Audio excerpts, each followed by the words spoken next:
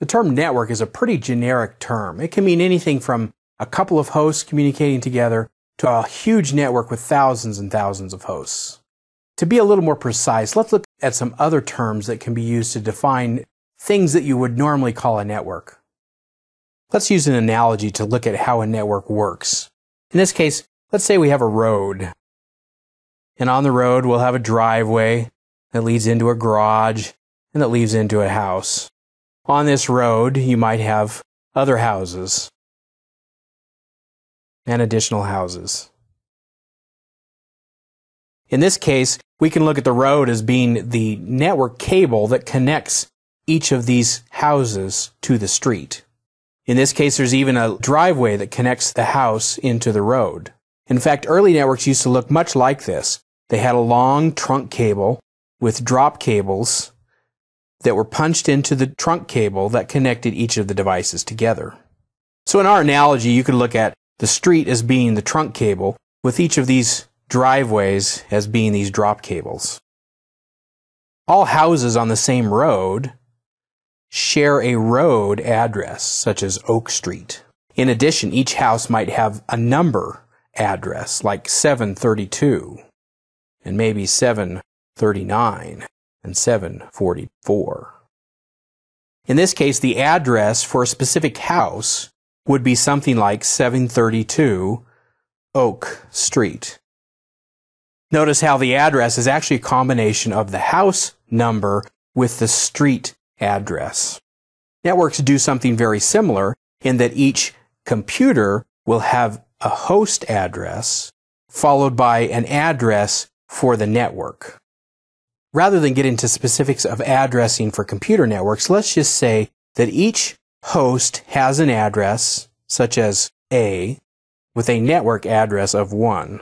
So in this example, my house address would be A and my street address would be 1.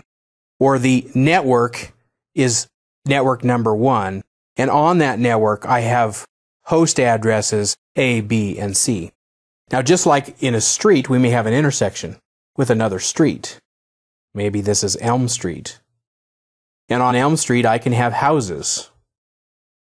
In this case, perhaps this house has the same numerical address as the house on Oak Street, and yet its full address is 732 Elm Street, to distinguish it from 732 Oak Street. In networking terms, I might say that this is host A on network number 2.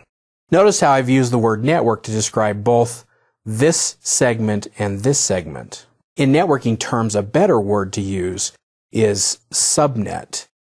A subnet is a segment of the network that has the same subnet or network address. So in this case, all of the houses have the same street address with a different number address. In networking terms, all of the devices on this subnet share the same subnet address, even though they have different host addresses. The device that connects two separate subnets within a network is called a router. And again, the main differentiation between subnets is a different subnet address or a different street address. Taking the analogy a little farther, you might think of a subdivision with multiple streets that connect to other streets within a city. In this example, each street is like a subnet within a network, and the collection of networks in a close proximity is like a local area network. Often you might call the collection of subnets within a geographical area as a network. More technically speaking, you can say it's a local area network. Taking the analogy even farther, you might have one city connected with another city with an interstate. In this case, each city is a local area network, and the connection between the two is a WAN link, or a wide area network link. In this case, the collection of the two cities or the two LANs connected together becomes the WAN, or the wide area network. Another way that we use the term network is to describe a network under the control of one organization. In this case, I might have Company A with a network in one location, and Company B with a network in a different location. In this case, I would use the term network to describe the boundary between Company A and Company B. When I connect the two, I still have a WAN because I have a wide area link between the two, but I might not call both networks together as a single network. Instead, I might use the term inter-network. In this case, I am taking two separate networks and connecting them together. So a subnet is a section of the network where all devices share the same subnet address. A network is often a term that we use to describe a local area network or even a wide area network under the control of a single organization. And an internetwork is often the process of connecting multiple networks together that may be organized and managed by different organizations. Another term you need to be familiar with is internet. Now, of course, you've heard of the internet and you've used the internet. And like its name implies, it is an interconnection of networks. Or you can also look at the internet as one large network.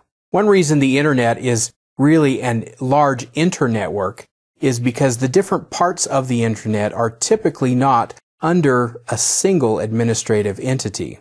There are parts of the internet that may be managed by large corporations or nonprofit groups, but really the internet is a collection of networks that all communicate together.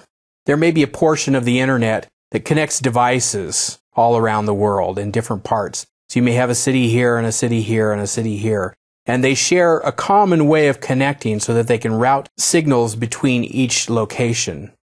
At each spot, you will have one or more ISPs, or Internet Service Providers.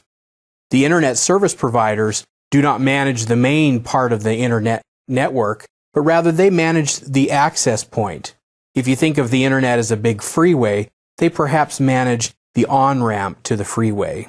Maybe they're responsible for building the on-ramp and keeping it maintained and keeping it open, but they're not responsible for the whole thing. The ISP is also responsible for allowing individual users with individual computers and companies with large networks to connect to the internet. As a company, I can contract with an ISP, for instance, to connect my network to the internet. In this scenario where I'm simply connecting my network to the internet to allow my individual users to do things such as browse the internet and send email, there's typically a security boundary that separates my network from the public internet. Devices on my network can access the internet and access web servers and email servers that are connected to the internet, but other computers that are on the internet are not allowed to contact devices within my private network. In this case, you see that we have another division of networks. One is public, meaning that all devices are shared and freely available, and we have private, which are devices that are connected perhaps to the public network, but do not allow the same level of access as devices that are on the public network. Within my private network, I might also want to connect some servers to the internet, making them available. In this case, I would perhaps place my servers outside of this security boundary, so I can have a web server with a website, so that devices in other locations can browse to my website. In this case, I have made a part of my network public, or created a small network that is public connected to the internet. Another term you might hear is intranet. An intranet is a private network that uses internet technologies, and it may or may not be connected to the public internet. So in this case, I may have my web server and my email server within my private network, so that only people within my private network can access those services. Even if my network might be connected to the internet, again, that security boundary would prevent devices on the internet from accessing the devices within my intranet. Years ago, the term intranet was a big buzzword in the industry. People talked about establishing an intranet. Today, it's just a normal part of doing business. We set up web servers and email servers on our private networks to give employees and other people information that they need. We use internet technologies within our private network, and that makes it an intranet. Another term you might hear is an extranet. An extranet is basically an intranet that is made partially available or partially public. In this case, let's assume I have a company connected to the internet, and I have a partner company in another location that I want to make some information available only to that partner. So in this case, I might establish a little network called an extranet that is connected to the internet. However, controls on the extranet would allow access only to my partner organizations to access the information within the extranet. Devices that are not part of that authorized partner corporation would not be allowed to access the servers and resources within my extranet. So the internet is a large public network. An intranet is a private network that uses internet technologies, but is only made available to users within your organization. An extranet is a private network that is made available to external users, but only to the authorized external users and not to the general public.